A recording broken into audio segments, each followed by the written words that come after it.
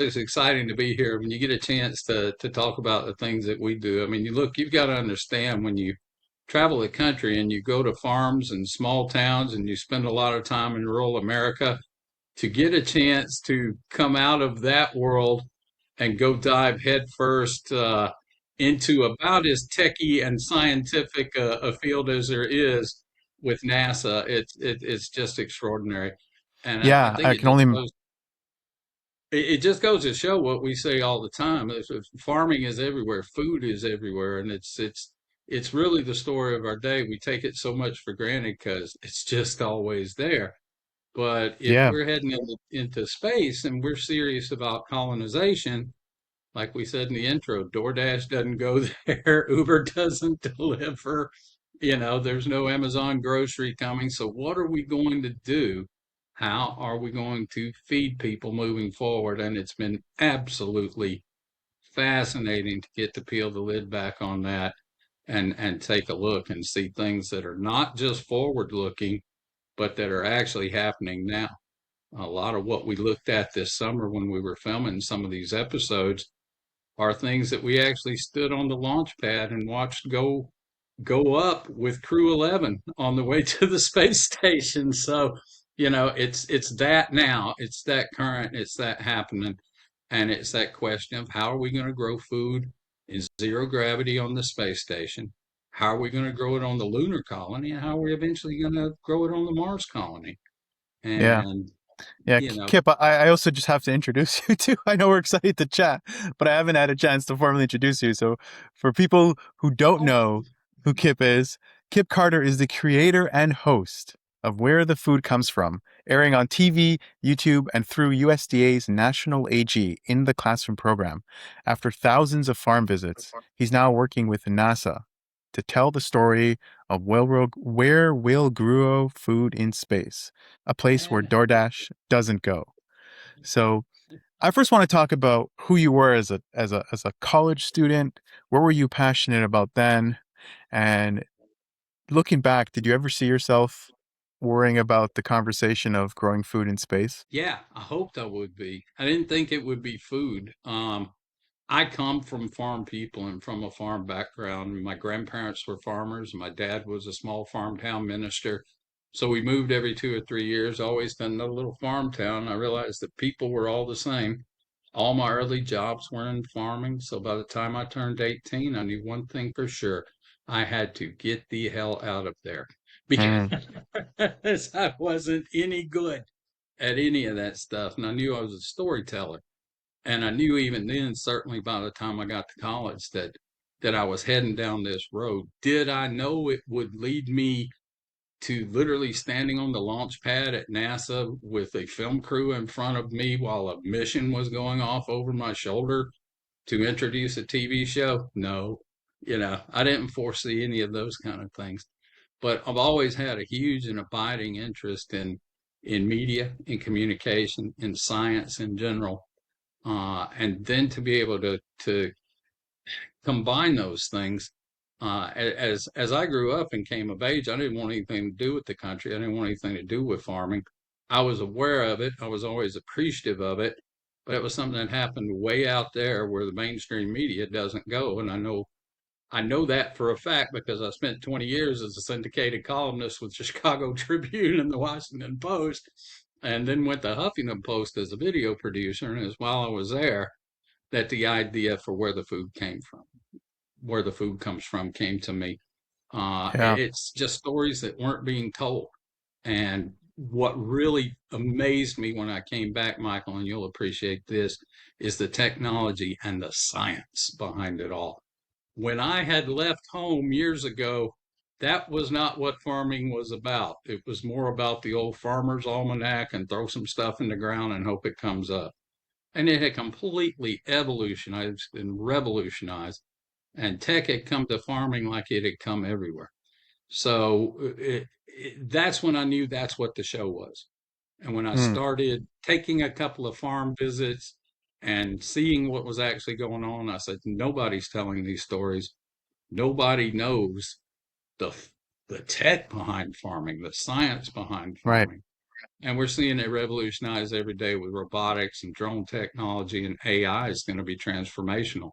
Blockchain Yeah. alone, just the advent of blockchain was enough to advance the industry probably 10 years overnight. So we have no idea what AI is going to do.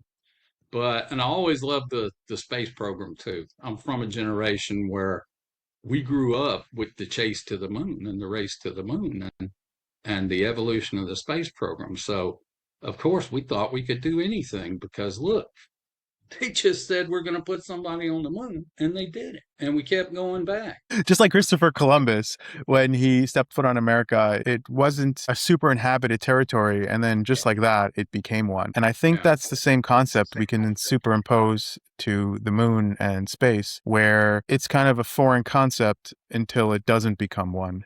Now the conversation's opening up. Mars, the moon, even just being orbiting Earth's atmosphere uh, is still a place people are going to start occupying more and more often. And I know you said you make food in space here, or you're preparing to make food in space, but that's a very broad conversation. So I first want to tap into what does that actually mean? Because growing food on Mars is going to be vastly different than growing food on the moon. you know. So you get into the differences between low Earth gravity and deep space and outer space. You know, certainly those that has impacts. There are some conversations being had now, though. Some of the technology that we're looking at for NASA, there are some people in the agriculture industry who believe that ultimately a lot of our food is going to be produced in giant indoor floating laboratories in low Earth orbit, just Right. because of some of the different demands on the crops and things like that. So the first thing they wanted to solve, It's also obviously, really expensive doing stuff here and then bringing them to space. Every slight bit of weight is just a lot. It's expensive. that's why they're not putting Snickers bars in those payloads. But that's also why I think we have to really look at these next steps of lunar colonization. We're not just going to discover more about the moon. Basically, we know pretty much most of what we need to know about the moon. What we're doing with the moon colony is establishing a platform for deep space exploration. Right. So that, like you just said, instead of having to lift everything every time, now, yeah, there are definite plans. Uh, they want a nuclear reactor on the moon within a couple of years to power the industry that they know is what's going to be there to create the platform for our continued exploration of space. So that's why the Artemis program matters.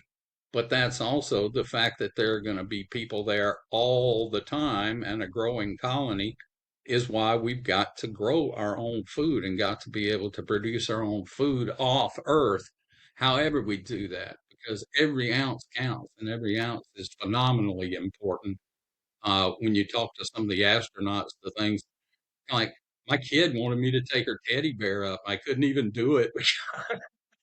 It's an 8-ounce teddy bear, but it's not part of the load. Yeah. So the first thing they were looking at is all right. Well, how can we grow food on the space station? Well, you've got some very unique challenges there, starting with how do you water plants in zero G? We've all Mm. seen the astronauts try to drink water in space and it just turns into little balls and bubbles and floats away. How do you make a plant? How do you make that adhere to a plant so the plant can take it up? So, of course, it's NASA. They devised very ingenious hydraulic uptake systems that are closed loops so that each plant has its own little feed and it absorbs and takes up the nutrition as needed Mm. instead of just trying to float water globules around it Yeah. and hope it hits something. Yeah, I got a quick question on that. The plants have evolved on Earth to work with gravity. So now we're taking them out of their natural habitat, and it's not a small change, it's a fundamental change. Was there ever like a first question of maybe we can create artificial gravity with centripetal force? Maybe that'll be an easier way to grow plants and because it's expecting this gravity as it has on Earth? Or did it make more sense to work around gravity? Make more sense this way because they're also dealing with you're going to be dealing with different gravitational fields at every stop. Right. On the ISS is going to be different than the reduced but not non-existent gravity on the moon. And then, as we get to Mars, the different things that at play there. So the gravity has not been so much as a concern as the growth medium. What are you going to grow in? How are you going to do it? How do you make this work? Number one, will it work? 2002, our show went live. The show premiered in January of 2022. I think it was March of 2022. I first got news that University of Florida researchers had successfully grown some brassicas in lunar soil. And it was the first time anybody had ever tried to grow anything in lunar soil, which that kind of pricked my ears up right there. I'm like, wait a minute. We've had this stuff for 50 years and nobody thought to see if anything would grow in it. Well, we were never planning to go back. When the moon program, when the Apollo program ended in the 70s, pretty much thought was, well, that's it, said and done for the moon. But now the question is, oh, okay, now we see the moon as a platform for deep space exploration. So we've got to make it habitable. So sure enough, University of Florida was commissioned to do those first experiments. They published the results in early 2022. And the first thing I did was get in touch with University of Florida and go, what's that about? So, it actually planted the seed for these shows, and we're also going to be making a documentary film about it. We're doing a three-part series about how we're going to grow food in space now and what's coming short range on the lunar colony, and then we're going to stick around. That will pretty much frame up the arc of the three show series, and then we're sticking around through the beginnings and first few phases of the Artemis program to do our first documentary film. But because what we're Mm, seeing, if yes, you can grow things in lunar soil. Wow, the regolith, the lunar soil, the moon regolith, is very different than composition of Earth soils, and right. it's scratchier, it's coarse, it's tough on plants. The plants tend to be a little smaller size. Some of them are uneven size, like one of them might be 4 times bigger and another one 2 times bigger. And it's there's a randomness and an unpredictability to it. But lunar soil is also in very, very short supply. I think they had 12 grams.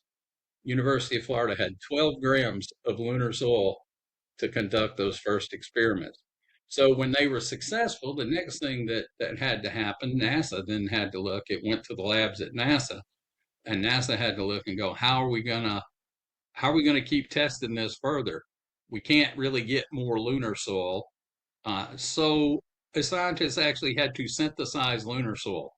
That was the first part of the project, and then start experimenting and see what would grow in it and how would it grow.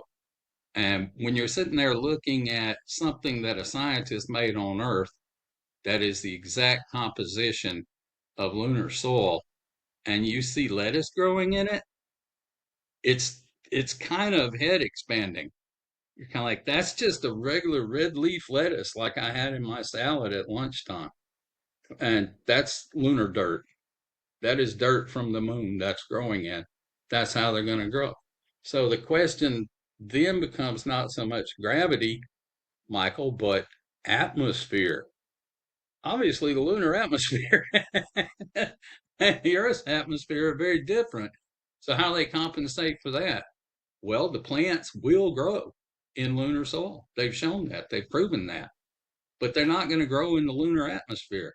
Right. So, what they have done is they have built bio units, boxes, basically big boxes that will go over sections of lunar soil, and that will create the lunar farm. Does that So also they'll be entrap like planted, a perfect balance between air and CO2? boom, and all the other conditions that are necessary there. Yeah, So light, temperature, humidity. These are all things that need to have a perfect equilibrium for plants to grow. And yeah, so that would make sense. but the crops will be growing in the surface of the moon, and human beings will be eating food that has grown on the moon. Do you know what I love about that? the implications of the fact that you're able to grow something in space makes you come to realize that perhaps Earth is unique, but it's not exceptionally special. And if whatever can happen on Earth happened on Earth, it gives you a feeling of this could really happen elsewhere. We can grow vegetation on Earth and we can grow vegetation in space. Haven't you always felt as a bit naive and a bit arrogant to assume we're the only ones? That this could only Every time we happen. thought we were special, we were humbled. I agree with you. Right. And I think that's a lesson in life that we all relearn all the time. And I think humanity is going to learn that lesson as we begin this outreach. I certainly hope we find other people. Maybe they got some better ideas. But right now, just the fact that we're starting and we found a way to solve the biggest problem, which is how do you stay alive? You must have water. Well, we've got recycling systems. There are things we can do there. We do know there are great ice deposits on the moon that we should be able to access and get water from those. But you got to eat. You got to eat. It's the simplest thing. We take it all for Yeah. granted. NASA does not take it for granted. Now, sure, the astronauts don't either. It sounds like a lot more of a challenging task than people anticipate. Because great, there's frozen water on the moon itself, maybe not directly on the surface, but that doesn't mean you're going to have an easy time getting it to where you need to get it to make your plants. Oh, no, no, no. It's in deep, deep, deep canyons and some of the giant craters from asteroid strikes and everything where the ice is. It's deep and it's going to take a planned recovery and expedition. There are plans on the books for how to capture and harvest the ice water and And the ice is it deposits even that are nearby, or underneath. is it closer to the polar No, caps? it's And it's it's down towards the South Pole is the one that they think is the most promising that they're going to be able to work from. You may have heard of the different experiments over the last few years. They've actually dropped explosives in there. They've sent probes down in there just to confirm the existence of ice, and they found, yeah, it's ice and it's H2O. So we know it's there. We know it's there. How do we get to it? In the interim, mm, again, the recycling systems that they've come up with are extraordinary. Nobody wants to think about drinking pee, but I mean, again, you can't take anything extra to space. So you've got to harvest and reclaim as much of what you took as you possibly can. yeah, So those kind of systems, if you take an adequate amount of water and you control and manage your water supply, that should not be problematic. It's food you're going to run out of because it's not recyclable in the same way that water is. So they're pretty sure they've got water covered, at least for the short term. The recycling systems and the recapture systems will handle most of the need for that. And they've got a plan to retrieve the lunar ice. And I'm sure other nations have their own plans as well. It's going to be very interesting to see what starts happening when different parties meet up at the crater near the South Pole, all yeah. looking for ice and lunar water at the same time. Hopefully, we'll find a spirit of cooperation that is too often missing. Here at Two things here. First of all, are there any specific vegetables or fruits that are better suited to be grown in space? And are there any projects to optimize these fruits so they're better suitable to be in space? this is what they're finding out right now, and you got to deal with several different things. You got to deal with production. You have to deal with you're talking about a different crop mix for the space station, zero gravity, than you are for the lunar surface. That terrible, coarse, scratchy regolith that's not very kind to plants. That lunar soil just tears them up. Uh, so there's going to have to be adjustments made across all of it. What they're doing right now, brassicas, the brassica family, which is cabbages and kales and broccoli and cauliflower, seem to do very, very well. There are actually some ancient grains that predate that family and presage that family that do very, very well. Most any greens do well, but we've already seen and had our hands on and gotten a couple of bites of a little bit of everything. But I'll give you, for instance, the on the space station right now, everybody's favorite thing is a dwarf plum tree. They were able to breed a dwarf plum tree, so it's just a couple of feet tall, but it bears heavily and it produces heavily. So for the last couple of years, the astronauts have been able to float by and grab a plum off of the tree. What? How incredible must that feel? You're floating around. You're as far from home as anybody, literally any earthling. You're as far as any earthling away. You have reason to be the most homesick of anyone. And there's a little plum tree, and you can bite into a plum. So we can't overlook the psychological aspects of food in space too. There, Yeah. especially, just like here, food is comfort. And when you're squeezing some disgusting paste up out of a little tube, there's nothing comforting in that. But to be able to grab a plum and go, that looks good and juicy and delicious and it smells great. And wow. Uh, Yeah. which is another interesting thing in space that's driving some of the crop mix, Michael, and some of the selections, especially in zero G and in reduced G. Your sense of taste and smell does not function the same. You don't have the same blood flow. You don't have, so if you want something to be spicy, it's got to be extra, extra spicy. So they're breeding some extra hot peppers and things like that to introduce into the lunar environment. And what's really fun is the astronauts themselves are the tasting teams for this. So they're the ones who are planning the future menus. And in fact, we've completed filming at Kennedy Space Center, and we're heading to Houston next to finish up. Houston is where they actually do the menu planning and the taste testing, and then the food production and packaging for the missions. So we get a chance to see all that. We'll get a chance to sit in with the astronauts and do some of these taste tests with them. Uh, they want the Yeah. same things everybody wants. The focus is on, calorie density, high nutrition, health. Matt Damon might have shown otherwise in The Martian, but potatoes are not going to be one of the first things that we do. They just take up too much space. It's just too space intensive. Mm. There are other things, and they're experimenting with a wide variety of things. Like I say, the lettuces, some of the things that we've already seen, just what you would expect: carrots and peppers and broccoli, and it's no different than it is here at home. It's just growing out of very weird looking boxes and sealed lab units. And there'll be a great deal of aquaponic, hydroponic growing too. Those are hugely have to be part of it. There will be some things that are going to be better suited to growing in the lunar soil, and some things that are better suited to growing in a closed environment. But that's no different than it is on Earth now. We're starting to see with the big new greenhouses that are doing, like we went to a greenhouse in Virginia. It's got 50-foot tomato vines hanging from the ceiling. Sure, you can grow tomatoes outdoors. Man, they're doing real good indoors. But like potatoes or onions, you would never try to grow indoors. You wouldn't try to do things like that.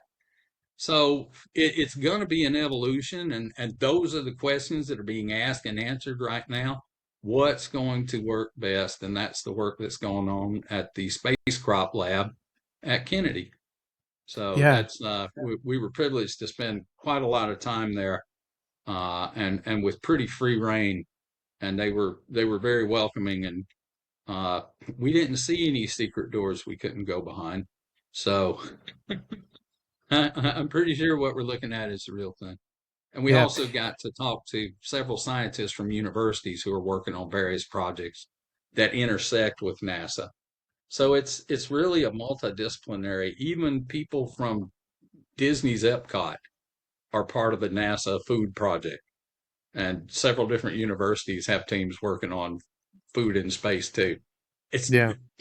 it's just going to keep going. We're not going to have short-term answers. We've got good answers now. We've got enough to get started. We've got enough to start growing and to keep people from starving. but it's just going to evolve. It's just going to evolve. How long before a lunar colony is self-sustaining? I don't know.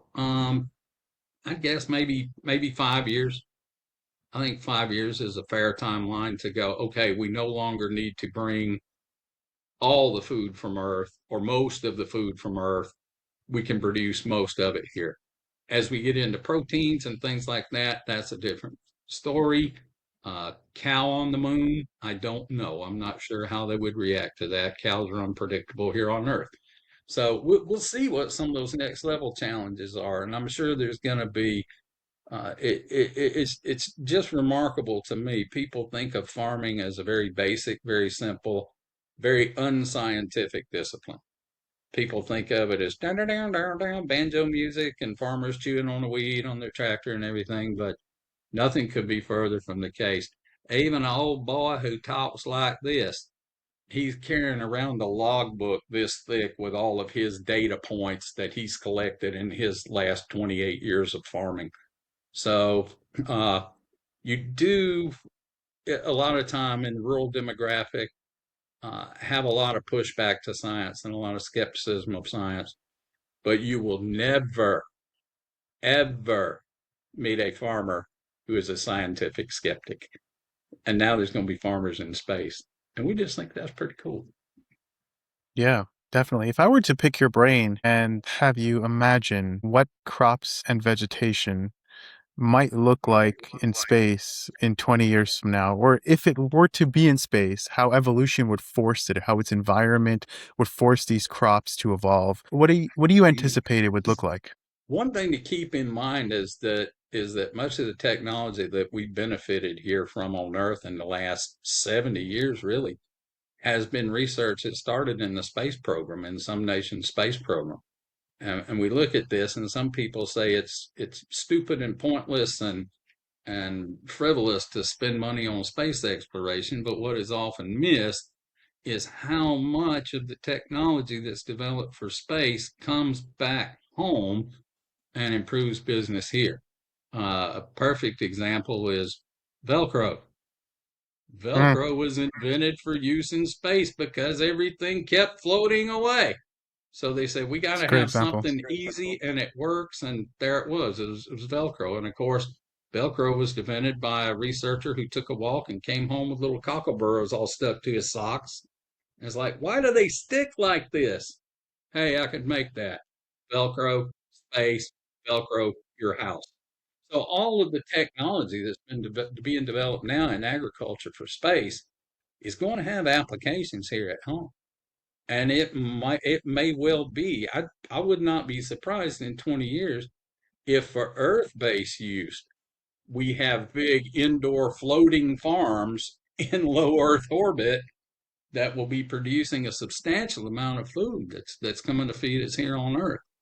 Uh, on the moon, I think we'll be well developed. I think we'll have a well What, established what would food precisely be system. the benefits of growing crops even on low Earth orbit to bring them back to Earth? Because the whole There- commute, even if I understand you're not bringing the crops, you're bringing just seeds and just raw material, like bare bones material. Then But the you're bringing the process, crops back. I'm talking about growing crops in space to bring correct, back to Earth, correct. you Even know, even considering that for you're not market. actually bringing the stuff to space, you're bringing them just back. It still sounds We like a are pretty bringing it back. expensive commute. That lift's going to get lighter. This is the other thing about space exploration. The more we do things, the more affordable they get. Everything is always astronomically expensive and unaffordable when you start. But what would be But, the precise benefit of growing them in space and low Earth orbit as opposed to growing them on Earth? there's several. There's land use, Hmm. environmental use. You have no environmental runoff from fertilizers or pesticides. You don't have any of the environmental concerns that you get with conventional farming. We're also just seeing that in large part, things that grow indoors just grow better. They're more perfect. They're bigger. There are no flaws. There's no cosmetics. There's no bugs. There's no infections. So it gives you an opportunity to It's more of a really sterile grow environment. in almost perfect. Well, it can't be sterile because even then, even in these amazing greenhouses we see on Earth, they have to introduce beneficial insects and bacteria. Mm. They can keep everything out, but you have to put the right things in. And that would be the case in space too. And I think there's ways. I think it's just the volume of production. There is some thought that you might get better growth cycles in low Earth orbit than you do on Earth because you're taking out the atmospheric filters. We kind of don't know. Some of that is a crapshoot, but I know people who are very excitedly looking into it and considering that. Uh, we'll see if that comes to pass or not. Uh, Governments around the world seemingly don't care much for farming, including our own. They always seem to think that's something that someone else could do just as well, cheaper somewhere else. And we can have all this land for other stuff that makes a lot of money on it, uh, ignoring the fact that farming can be ridiculously lucrative. But they don't see it that way, and they don't really see agriculture as significant. It's always something someone else can do somewhere else cheaper just as well, and we don't have to be bothered by it. But the reality, look, man, it's a growing planet, and every farmer I know is aware of, there are a lot of numbers that get thrown around in farming, like 2050. Virtually for the last 10 years, farmers have been aware that by 2050, with the reduction in the number of farms and the increase in world population, they're going to have to be feeding roughly double the population that they were feeding in 2000. So it's a constant fight, it's a constant battle, and it's a constant battle for attention at the table. If you look at even things like legislation, the 2024 Farm Bill might actually make it into law this year. And the 20, I think the 2020 Farm Bill actually was implemented about 2023. So they're never in any hurry with agricultural matters.